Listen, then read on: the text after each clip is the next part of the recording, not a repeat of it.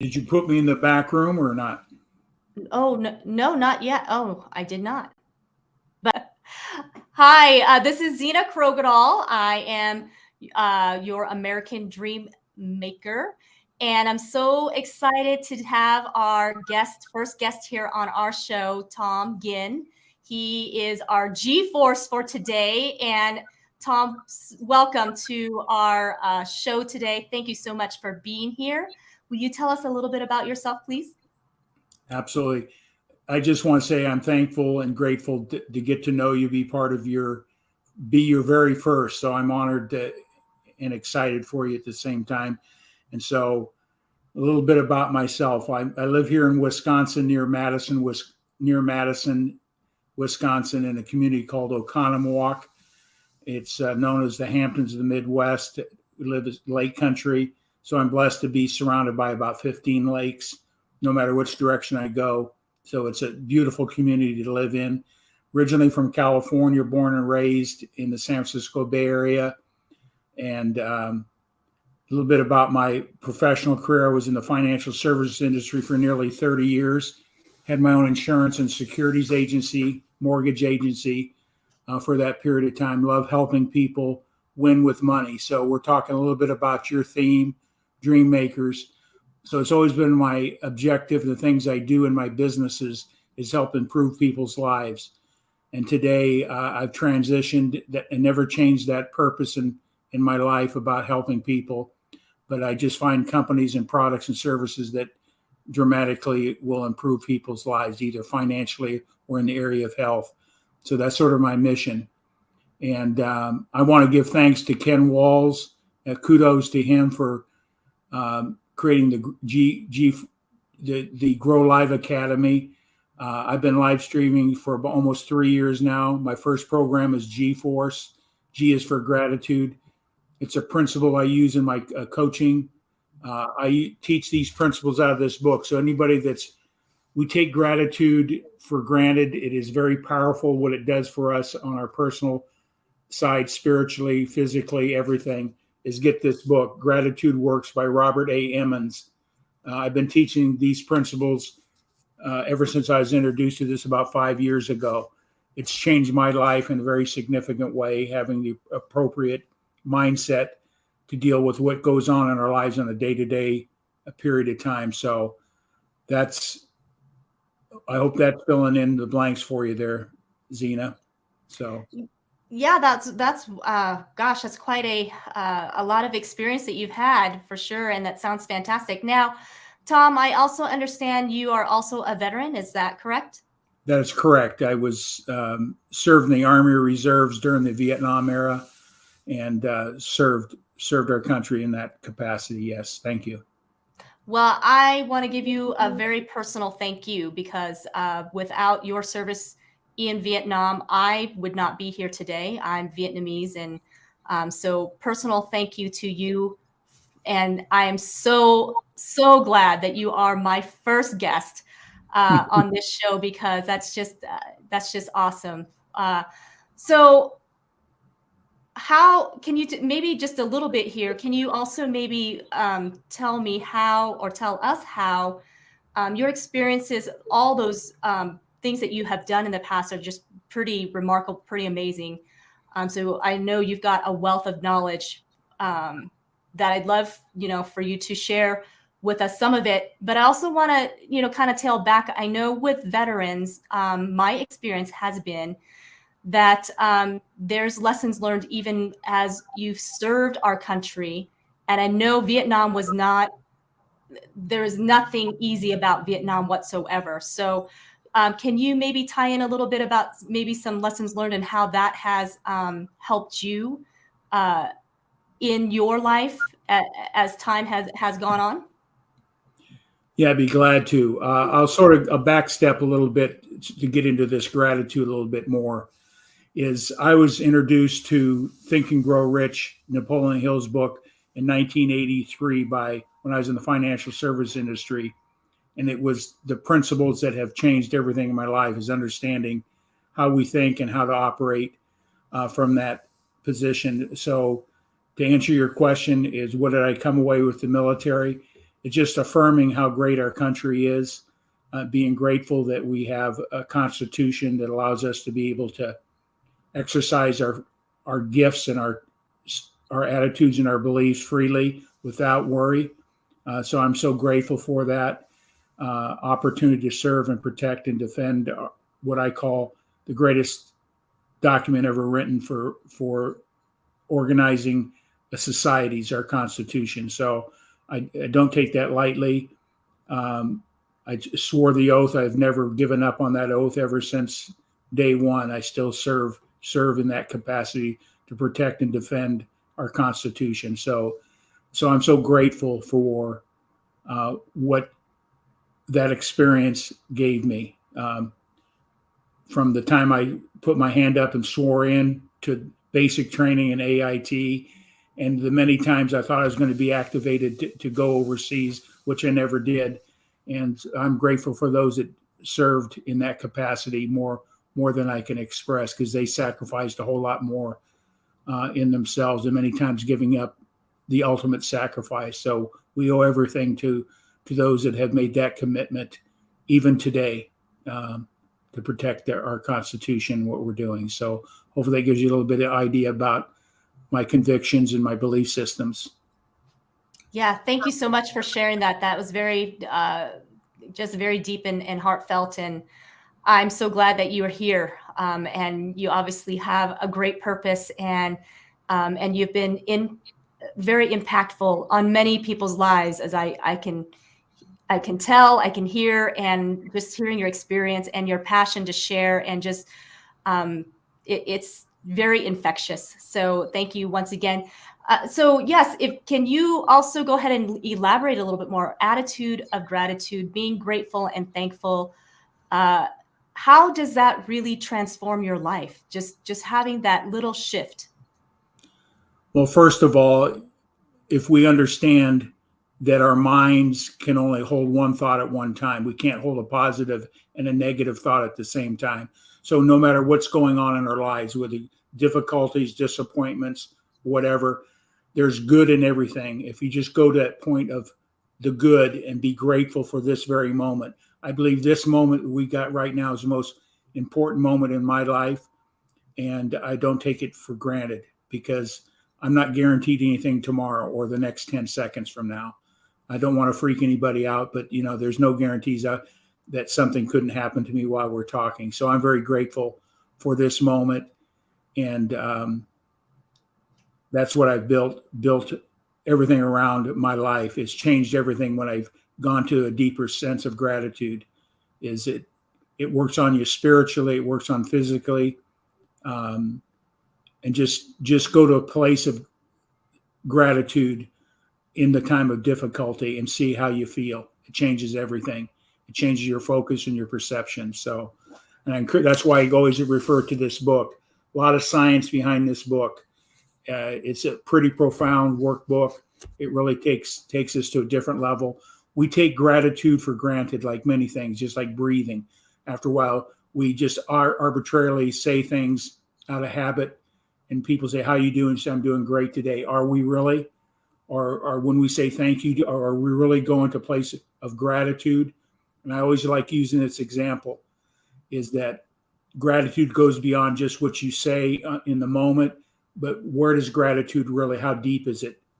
Is if we become more grateful at a deeper level, life becomes more joyous, as in my opinion. I believe gratitude opens a gateway of spirituality that you have to experience yourself.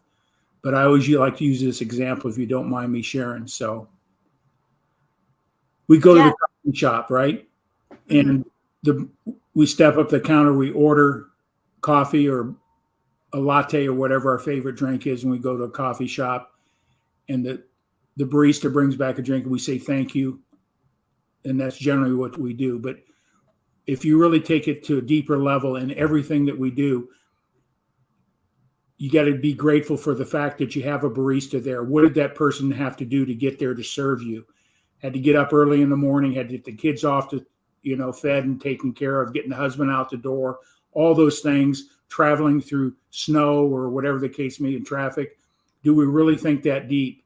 Do we really think that deep of gratitude about the barista's ownership, who owns the store, what they're doing, the sacrifice they made, all the way down to where did the coffee beans come from, going all the way down to the person that grew the beans, what did they do to bring that cup of coffee to you? If we go deep in those areas, our gratitude perspective goes deeper. There's more to it than just on the service. Thank you for bringing me my coffee or making the coffee. What did other people have to sacrifice to bring us what they delivered to us? And I think when we go to that place, in a contemplative way, we just value things more importantly. Does that make sense? Yeah, that is, and that's great practical example. Hi, Joe. Thank you for showing up today. Welcome. Let us know if you have any questions in the chat too, Joe. So just wanted to say hello. Yes, I think that's fantastic that you gave such a practical example because, especially since I feel like since COVID and we all were kind of shut down and things were obviously just spun into chaos. Some of us, when we came out into socialization again, it's like we forgot our socialization skills. And it seemed like people were less patient with people. And I like the example that you gave about the barista because suddenly we would get very agitated. It seemed like people would just be very easily agitated and annoyed and impatient and forgetting, like you said, to be grateful that, hey, we get to be out and about now and we get to enjoy a cup of coffee and what it took to get this coffee served to us. So I thank you so much for that. I do have another question. So can you give us a little, maybe some daily practices that we can do? Because like I think you had mentioned that, we can say, yes, I'm doing fine, but that's kind of on the surface of I'm doing fine and I'm grateful. But is there a way to dig even deeper and go deeper with our gratitude to where it really ends up transforming our lives and in our attitude, and just from where we don't even have to make a huge effort, but it just becomes part of who we are? I think it's like anything else that we learn. We need to learn the principles of gratitude, and that's through discipline and repetitiveness. In this book, they talk about the world record of writing down a gratitude statement for 50 straight years, never missed a day. Listen, this is pretty deep. We think about it.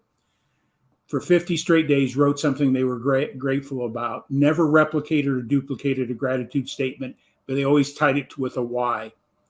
And I always think about what was that discipline about to get to a state to recognize why they did that daily, because they recognized the benefit of gratitude by practicing it. And if you practice it, is writing it every day. Take one or two things you're really grateful and say why. Why am I grateful for my cup of coffee? Why am I grateful for this moment? And then it takes it to a whole different level. I just believe the person that did that for 50 straight years, never replicated or duplicated a gratitude statement, is an amazing feat. I believe that person walked this earth with a whole different perspective of what life is about from a perspective of gratitude. So what would I say? To build a better attitude of gratitude is practice it and do the little things. It sounds, many times people think, well, that's why write it? I already got it in my head. No, there's something happens when we write. This is your genius factor. This is the conduit to make things happen in your life, is write it down. It embeds it in your mind in a different way. So write it out and make sure that you say why you're grateful for whatever it is, and do that daily and watch what happens. It's a discipline like anything else.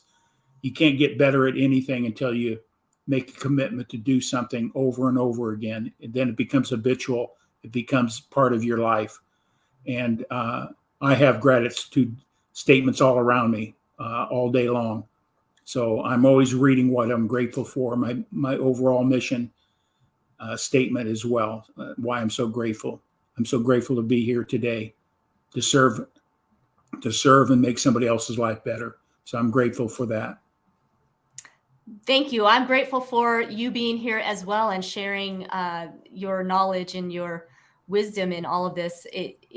I know that there's somebody out there that will need to hear this, and just having that practical, I really like that you had such a practical thing to write it down and not to just say it, but to make sure it's written down. That's a great reminder, for sure. So with all the experiences that you have had, what lessons have you learned? What highlights? Maybe pick one or two. What highlights would you want to share with us that you've learned over the years, and giving us maybe some takeaways? Well, it really came on my journey when I started doing personal development, exploring that and doing the work. Our success in life is a gift that takes discipline to learn, and a lot of people out there that are in the personal development industry talk about your goals and those type of things. I've taken it to a different level. I studied under a gentleman called Dr. Miles Monroe, and the key thing that changed besides gratitude is understanding your power, your vision, your why in life. Why are you walking this earth? What's your purpose? And get clear on a clear mental picture of the outcome that you seek, in a positive way, because goals by themselves don't work. If you got to have an emotional attachment to an outcome that you haven't realized yet and believe it's going to happen, having faith.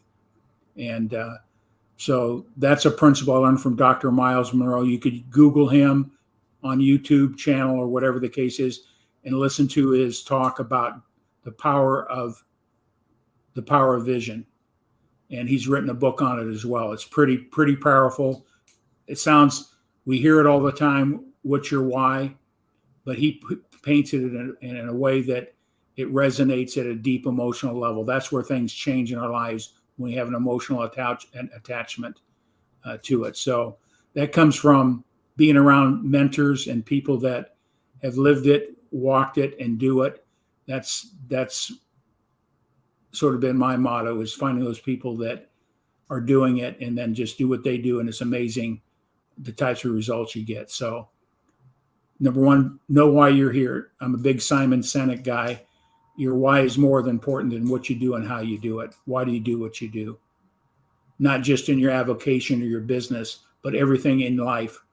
Categorize everything in your life and identify your why to it, whether it be your health why, your business why, your family why. When you get clear on that, you have the vision of the outcome, how you want it to end up, nothing gets in your way. It gives you the fortitude necessary to accomplish your mission in life. So hope that helped you as well. Yes, absolutely. Hi, Ken. Welcome. So is that great. Ken Walls? It's Ken Walls, the Ken Walls. He's here. Now I'm really nervous. But anyways, thanks for joining us. Doing a great job. She took the challenge, and I'm her first guest. So yeah, here we are. Thank you so much, Tom. I really appreciate you sharing those things and finding your purpose, and understanding your purpose. I think for a lot of people, like even for myself, sometimes there's many thoughts that go through our heads, like when we start to kind of feel very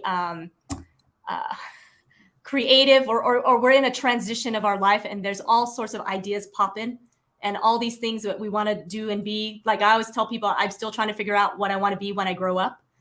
And so with somebody like me, I'm certainly, I would imagine that I'm not the only one that feels this way. How would you recommend we really tail it in and hone it in so that we can focus and truly find that purpose? Are there real practical steps in doing that, or we just got to pray, wait and see? No, there's no praying and waiting and see. Nothing happens in our lives. Everything operates by law. You have to be in a place of cognitive awareness, a spiritual awareness, and then take action. You just mentioned a lot of things going on in your brain, when you get clear on a vision and purpose in life, your negatives start dropping, or you recognize them, and then you can deflect them out of your thinking. And that's very important for people to understand, is when you're clear, the negatives become very clear, and you can just squash them with a compliment of gratitude. What are you coming away with this moment? It changes everything. Wow. Well, Hey, thank Joe, you. thanks for being here. Yes, thank you so much for definitely being on here and watching this. Tom is obviously a real expert and master at this. And Tom, just watching you and seeing your demeanor, I can see that you have you're speaking from the heart. This isn't just something you just read. Right. This is something that you really have practiced and you're sharing, and so that is just invaluable. And so I'm very, very grateful to that, for you to be here to share that. Thank you. Tom, is there anything else you would like to tell us? What's the most fun memory you have, that you have done in your life? That would probably be many things. But I think a lot of people are seeking, I always get, I'll just sort of, hopefully this doesn't take it off what you just asked, is people are seeking happiness. I think that's the wrong thing. That's temporary. You can create happiness just instantaneous. Think about something. I think what we're really seeking in life is joy in our lives. And I like to use this example. I'm 73 this next month. I've had 73 happy birthdays, but there's only about 5 of them that are joyous. And that's what we're seeking in life. What made those 5 birthdays so joyous was I had a special relationship with my aunt. And when she'd show up for my birthday, they were the most precious birthdays I had. So I've had a lot of happy birthdays, but I don't remember the others. I only remember the joyous ones. And so be clear on what brings you joy and cherish it, because happiness is something that come and go just like that. And so we're really, I believe, if we get to a place of being clear on your purpose, your why, being grateful, joy starts showing up more frequently, and we can celebrate our lives with joy. In scripture, there's never any discussion about happiness. It's all about joy in our celebration. So I think how we operate today is not just thoughts, but I think there's a spiritual laws that guide us as well. And when we get tuned into those, everything changes. So just throwing myself out there to everybody. So. Wow, that's great. So you were saying you have the five birthdays that you found joy. Is that correct? 5 of them, and they were the most joyous birthdays that I ever had, is when she was there. My special aunt. She meant a lot to me. She was a great mentor, great guide in my life. Is like my second mother in a way. So when she would show up to my birthday, they were the most special. They brought joy, not just happiness. I've had a lot of happy birthdays, but my entire life, there's only 4 or 5 that I can really recall, and it was all around her. So I think that's what we're seeking, is true joy in life. So I'm curious then, your aunt sounds like an extremely special lady. What was it about her that really, I guess, brought that joy? Was it something in particular? The way she spoke to you, the way, is there something in particular that you could say? What, I guess, paint the picture of who she is, just real quickly here. It's my Aunt Gladys. I give her name. So she's looking down on us right now. So what she was is, I had 2 learning disabilities. So I was always struggling in schools. I had poor self-image, self-esteem issues around these 2 disabilities, or that I had, that wasn't diagnosed until later in life. But she understood and made me feel special and worthy and capable. She was always there to support me and encourage me, and not knowing what was really going on with my learning disabilities I had at that time. Still have them today, but I've learned to deal with them. But it just knowing that she accepted me who I was, the way I was, and I think that's so important. That's what I came away with. So made me feel special and powerful at the same time. Wow, that's fantastic. Like I said, she sounds like an amazing woman, and we could all use someone like Aunt Gladys. Yeah. In our lives, right? Yeah.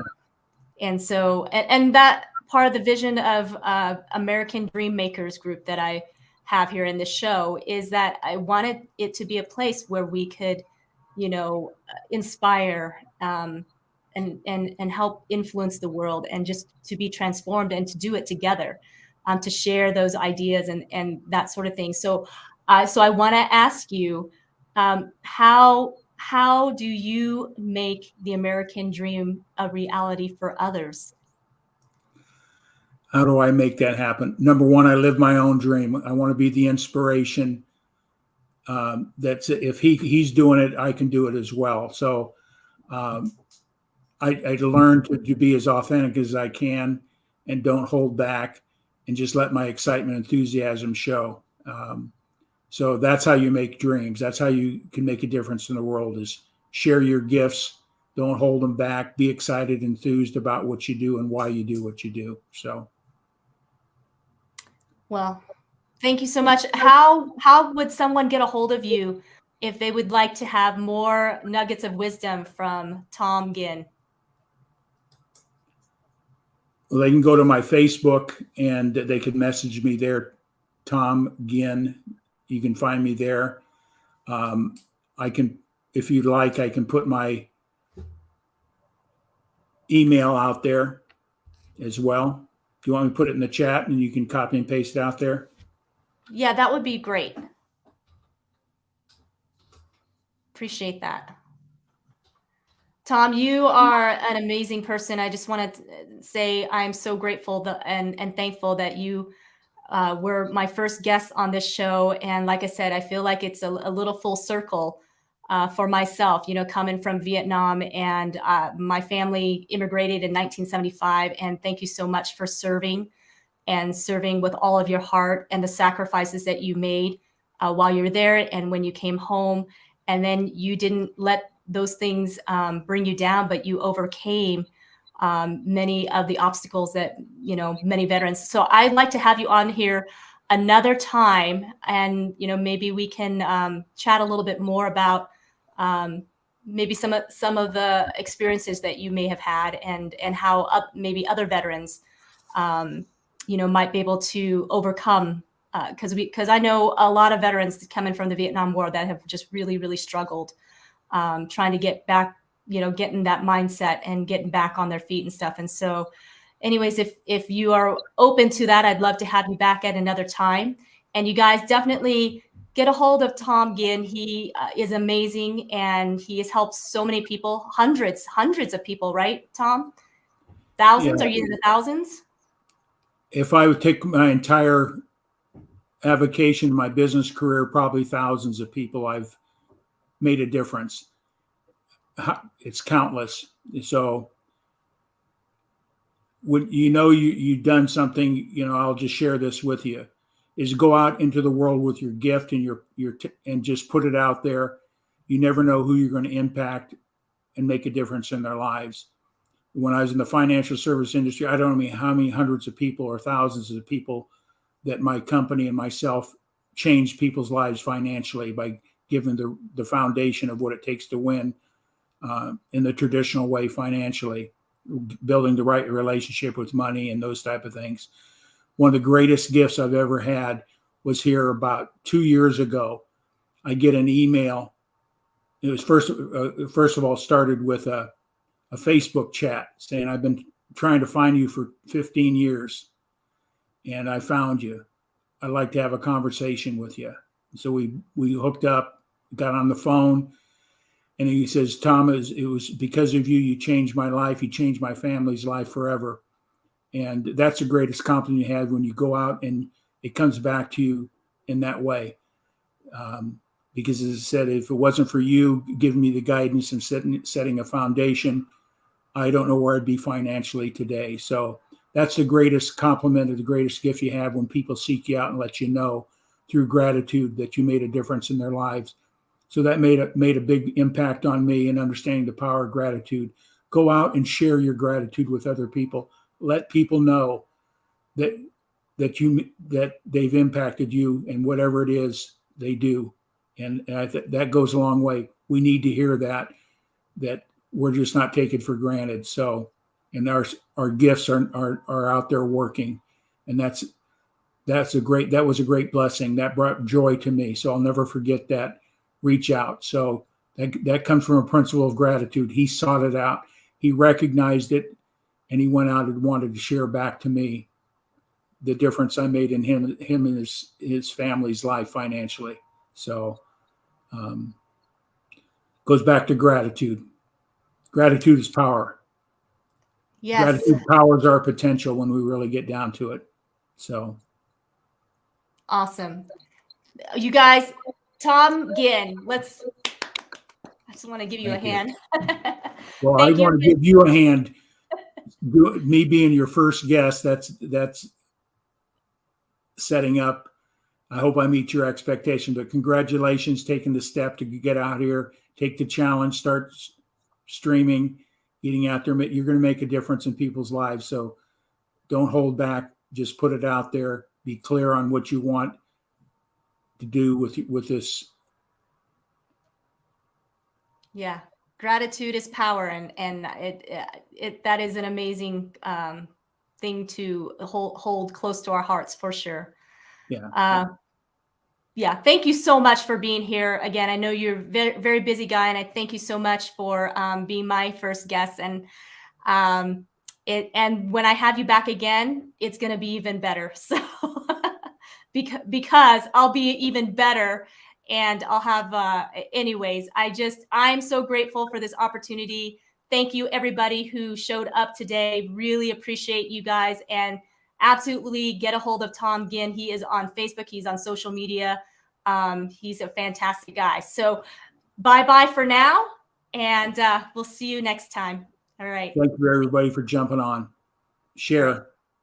Yes, definitely. Please share, and we'll see you next time. Bye, guys.